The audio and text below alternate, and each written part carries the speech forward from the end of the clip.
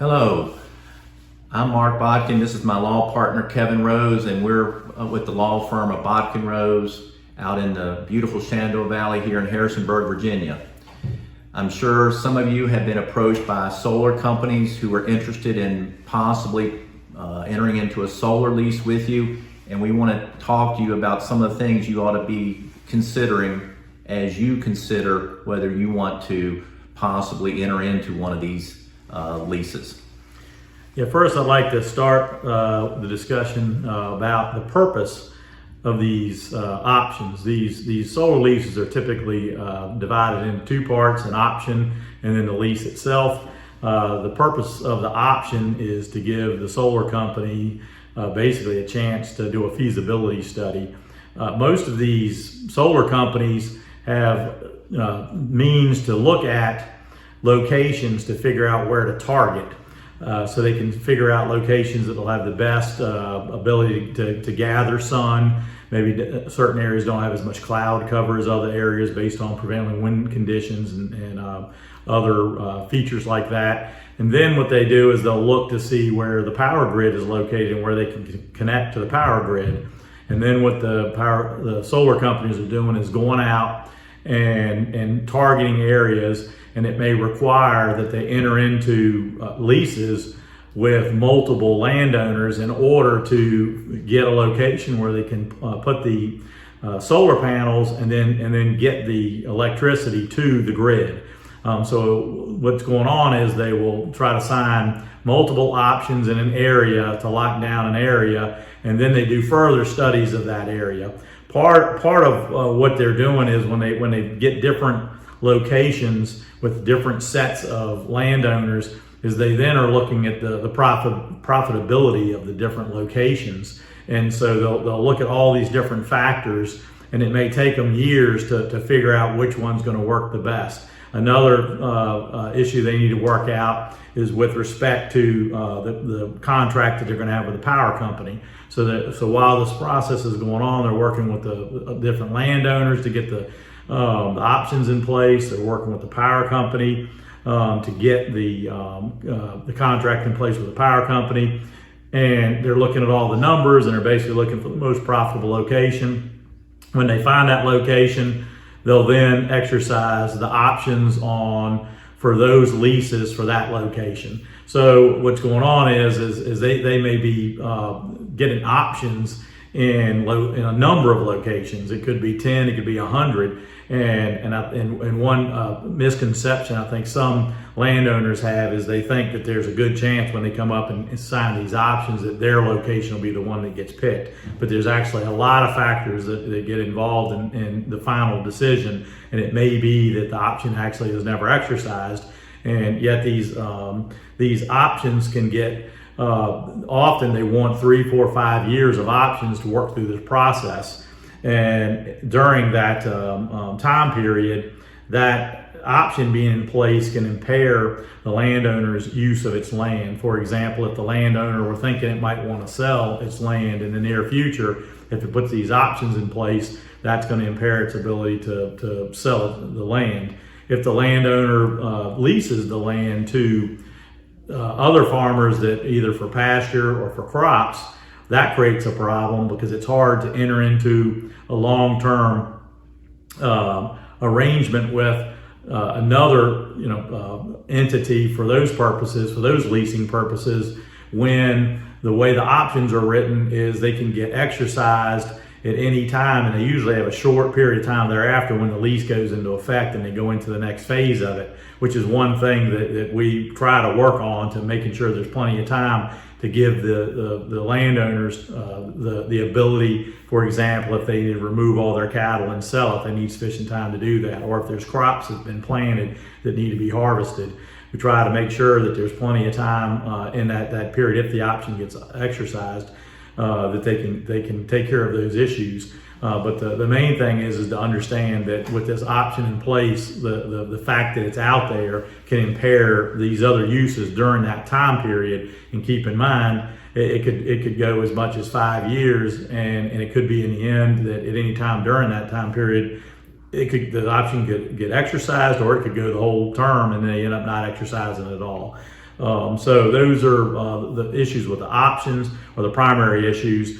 We're now going to move on to talking about lease issues. The lease issues, we can break them down in a couple different categories. It's premises description, the rental rate, taxes, land restrictions, and decommissioning. And with that, I'll let Mark talk about the premises description.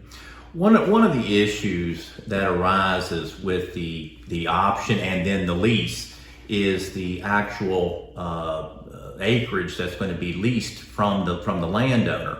Often the option will be worded to say that the solar company, if it exercises the option, will lease up to a particular acreage of a larger parcel. And as an example, the option may say the solar company is entering into this option to possibly lease up to 60 acres of a 100-acre parcel of land that you own.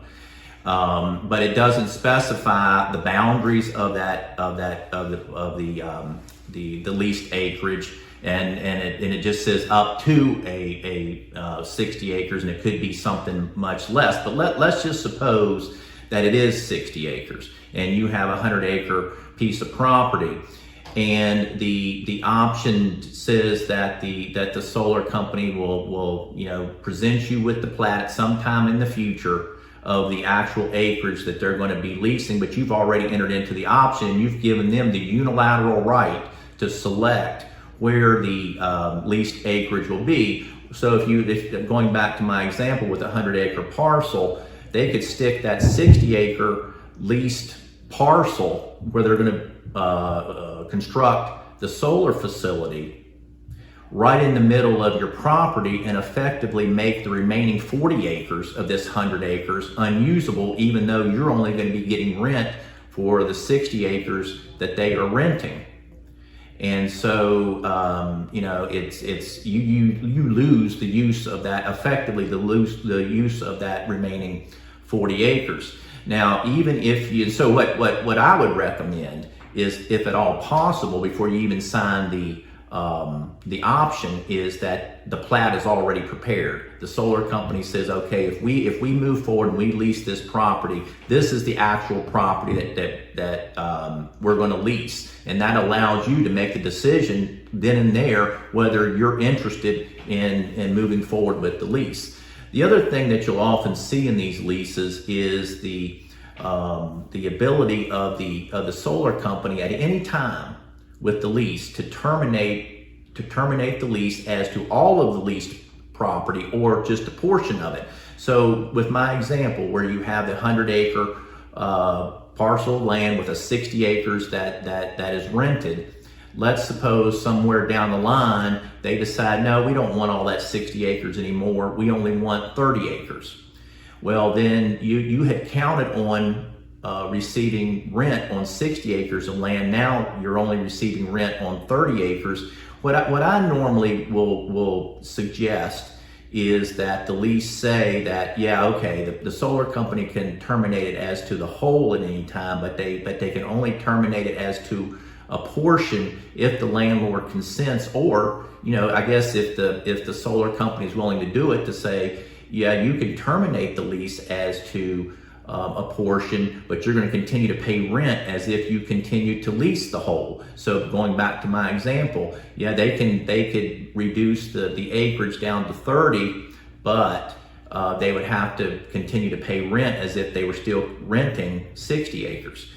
And so, again, going back to what I said earlier, the safest thing is to get the plat, the actual acreage to be leased, agreed upon up front, or if at a minimum, that if the solar company is not going to agree to do that the landowner has the ultimate approval as to where the boundaries of the leased premises will be. And I'll talk about the rental rates now. It would come as no surprise that most solar companies, when they put their first offer out there, are typically going to put their lowest offer out there. And but even the lowest offer that's often submitted, the rental rate at the per acre value often is a value that's higher than a landowner might be able to obtain by leasing the same acreage either in pasture or in crop. And so it sounds like a great deal when the landowner first gets the first offer that comes from the solar company, but we find that often those values that they first offer are on the low side and can be increased. There's different factors that will affect what that value is. So it's not as simple as saying just looking across the state, for example, and finding what rates were in other areas. It could be that a given location doesn't have as much sun in that location that can generate as much power, solar power, so that might affect the rate. It could be that a certain location is further from the grid, and that might affect the rate. But nevertheless, there are some things that can be done to check that rate to make sure that it's fair and reasonable in comparison to maybe some of the closer locations where these options and leases are being offered. And so we're finding that frequently we can get the rates increased because they're starting at a low number. The other thing to keep in mind on the rental rate is that although they sound like they're great number at first because it sounds higher, the rate may be higher than a rental rate for crops or pasture. What can happen is if there's only a portion of the land being rented, so for example, Mark was just talking about the premises description, and I'll go with his acreage where he was saying they might take 60 acres out of 100 acres. If the 60 acres they pick is the best 60 acres and impairs the other 40 acres and the ability to lease that, it could be that what the rent could be on the remaining 40 acres goes down to what might be otherwise obtainable. So when checking these numbers, you need to look at the entire package of what would you get if you leased just all crop or all pasture or a combination of those versus part of it being in solar and part being in the other, and then checking what is the impact going to be from where they select and where they place the acreage that they select to put the solar panels. Because what may appear at first glance to be a pretty good number may not be if it's impairing the balance of the land. So that's something that needs to be kept in mind. Another issue is the rent escalator. We find that the solar companies will typically come in with no rent escalator at all, or a 1% per year rent escalator, or they might want to have the rent escalator not kick in for a set number of years after they get to the point where they're paying the rent for having the solar panels there. And so we try to typically push that up to more of a range of like 2 to 2.5% per year, and start that from when the solar panels are erected. So anyway, that's something that we find is negotiable, and most of the solar companies will typically agree to do. So it's something you definitely want to bring up and try to get that. In addition to trying to get the rental rate up, is get the rent escalator up. One thing to keep in mind is that in the end, as I mentioned before, the solar company is trying to find a location which typically is going to involve a number of landowners where the combined amount that they're paying for all of that location to put the solar panels in is the best deal for them that they can cut with the power company, and they can also the closest to it, other costs related to getting that power to the grid. And so if the rates are so high in one location, then it could be that it makes it so that location is not profitable and another location gets picked. So it's not as simple as trying to get the best deal in the world. It could be a situation where if you run the rate so high that even if they were to accept it, it might impair their ability to select that site later. So that's something that needs to be kept in mind. So really what you're looking for is a fair and reasonable rate, and not a rate that the solar company is just throwing a really low number in on your land that you own, where maybe in nearby areas there's another solar company that's doing the same thing, but they're giving a lot better rate. And that's something we will find when we're working on these contracts. We'll often be talking to different landowners that are being approached by different solar companies, in a relatively close area so we can get a rough idea of what those going rates are. So with that, we will move on to taxes, and Mark will address the taxes.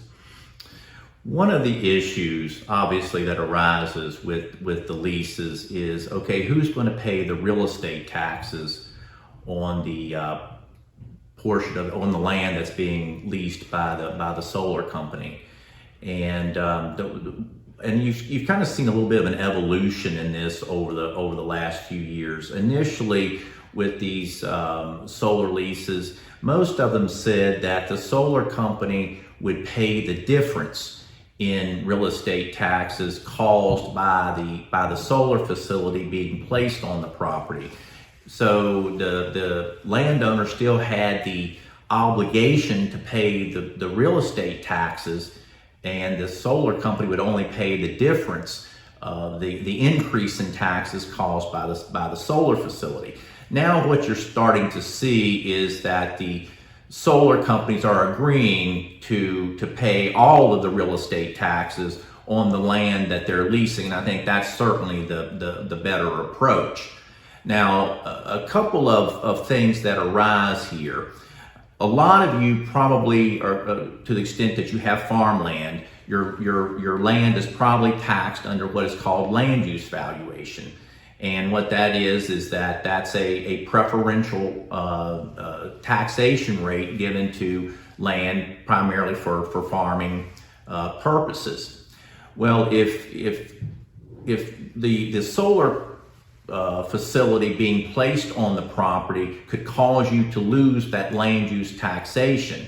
So not only will the land on which the solar facility be placed will increase, exponentially in the amount of taxes that are going to have to be paid, but what you have to be careful of is the loss of land use taxation. Is that going to prevent you from getting land use taxation on your remaining property? And that's something you're going to want to check with the locality where you're located. The other big issue is what we call rollback taxes. And rollback taxes for that land use taxation, it's essentially a deferred tax. Just to make it simple, let's suppose you would pay $1,000 of tax under normal real estate assessment, but because of land use taxation, you're only paying $300 a year in real estate taxes on a given parcel of real estate. And so there's that $700 of savings. And so basically the way it's treated under the law is that it's not really a savings, it's more of a deferred tax, at least for 5 years. So that if you lose that rollback taxation, then what happens is that deferred tax, or if you want to call it the taxes that you saved during that prior 5 years, now become due in addition to interest on that. And so there ought to be at least a requirement that the solar company would pay all rollback taxes on the land that they lease, and if it causes a loss it causes rollback taxes on the remainder of your property, they should also have to pay those rollback taxes. Now, we're also seeing now in these leases is that the solar company will put in these leases that the parties may agree to try to have the leased property actually divided off into a separate tax parcel if that can be done under the locality's subdivision ordinance. Okay. You may want to move on to land restrictions now, and we'll talk about what the leases will often, in addition to designating where the solar panels are going to be, they're going to have other restrictions on the balance of the property. So, for example, there are restrictions and other criteria. So then if they're only taking, we use the example we previously talked about, of say 60 acres of a 100-acre parcel, they need to get to that 60 acres. So they'll put access roads in, and where they put the access roads in will, may impact the remaining 40 acres. And so that needs to be, that's another issue that, just like when Mark was talking about the premises description and possibly doing a survey plat for that, whether it's done by survey plat or a sketch or something that puts the general area of where the 60 acres is going to be, it would also make sense to also identify where these access points would be. And the same would hold for the utility easements. There's going to have to be a location where the power is going to have to cross to get to the grid, and there may be other utilities that are needed for purposes of operating the solar panel facility. And so those locations need to be known so that the impact of those locations can be factored in determining what will remain of the, say in our example, the remaining 40 acres. How can it be used? What other purposes can it be put to? Also, there's obstruction restrictions that will sometimes go into these leases. The sun is what they're looking for. There'll be terms inside of the lease that will indicate, for example, that tall structures that are near the location where the solar panels are located that might block the sun aren't allowed to be there. So there'll be other restrictions like that that'll be placed on inside these leases. There could be other restrictions that'll be imposed in there to basically stop any interference with their operations of the solar panel facility. So all of these things can impact basically the overall value for the lease. In the end, the feasibility study is being done by the solar company on its end to figure out where it can make the most money. We think that the landowner should be doing the same thing with respect to its analysis of the lease. It should be looking at all these different factors to determine exactly what it can get for the lease, plus the balance of its land subject to these various restrictions, so it can look at the exact amount it's going to get. In fact, a lot of what we're talking about here today is basically spotting these various issues to see what impact they have, so that the landowner gets what they think they're going to get under the lease and doesn't get surprises. For example, the tax surprises that Mark just mentioned. If they're not factored in on the front end, by the time the payments start coming in, the lease payments, there's all these costs and stuff that offset them, and then the landowner finds it's not getting maybe the great deal the landowner was hoping to get at the outset. And the best way to prevent that is to understand all these impacts on the front end, so that before you sign the lease,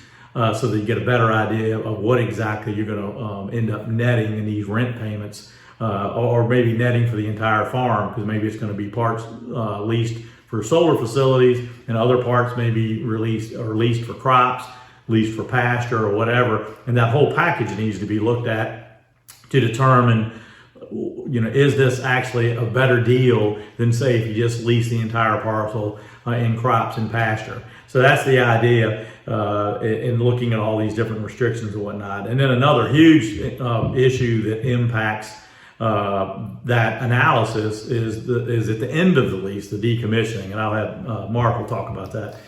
One of the things that you want to make sure that your lease addresses is, okay, when the lease ends, whether it goes out the full term that it can, or if the lease is terminated earlier by the solar company in accordance with the terms of the lease, you're going to want to make sure that they have the obligation to remove all of the solar facilities, everything that's been constructed, as well as anything they put under the ground, because they're going to run lines and things like that. So you're going to want to make sure that they have to do that. Now, keep in mind, these leases last for a long time, or can. And so you want, if these companies would go bankrupt or whatever, you want them to have to place some kind of security in place to pay if you actually, or one of let's suppose that the lease is for 40 years. A subsequent owner, you may sell the property to a subsequent owner who now owns it, and then after the lease expires and the solar company can't be found, they're long gone, they're bankrupt. And so you have to remove the solar facility at your expense. Well, what you want to have is some financial security in place, such as a bond, that so that the insurance company, for example, that issues the bond would step in and pay for the removal of the solar facility and restoration. Keep in mind, they're going to grade and remove topsoil and things like that. So you're going to want to make sure that there's funds in place, and that the lease requires them to restore your property back to the way it was at the beginning of the lease. Kind of a story to think about is years ago, I think it was back in the 80s, 90s, California, there were a lot of these windmills because of certain tax preferences, tax credits in the tax law to incentivize folks to construct these windmills. Well, a lot of them were constructed and they never were put in service.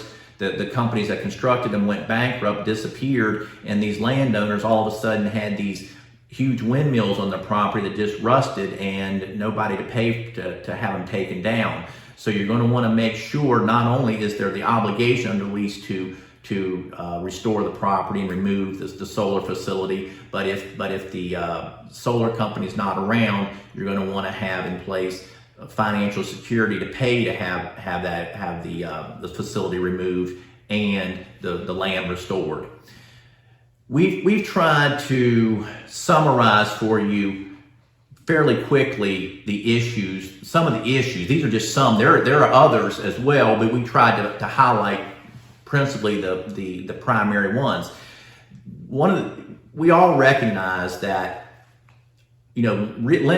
leasing land for pasture, for livestock, or crops, the rental rates that you would receive as a landowner for those things compared to what the numbers that the solar companies mention to you, certainly that's going to turn your head. But what you have to realize, as Kevin pointed out earlier, is that number one, there's going to be the option phase. They're banking land, creating opportunities for themselves where they may come back later and actually enter into the lease or not, and often they won't. A lot of these leases will never come to fruition, but during that option phase, you're going to be restricted as to what you can do with your property. Not only are you looking at up to a 5-year option phase, but these leases can go usually 30, 35, even 40 years or more. And so because of the length of time that these things involve, you need to make sure you have these proposals, the lease that you're presented with, as well as the option, reviewed by a professional who understands the issues that arise and will protect you versus the solar company. We have that experience. We've been dealing with out here. Of course, we review and prepare your typical farm leases all the time, but we've been reviewing for about 5 years now these solar leases, and before that we had certain things such as cell tower leases. So this is an area where we can help you.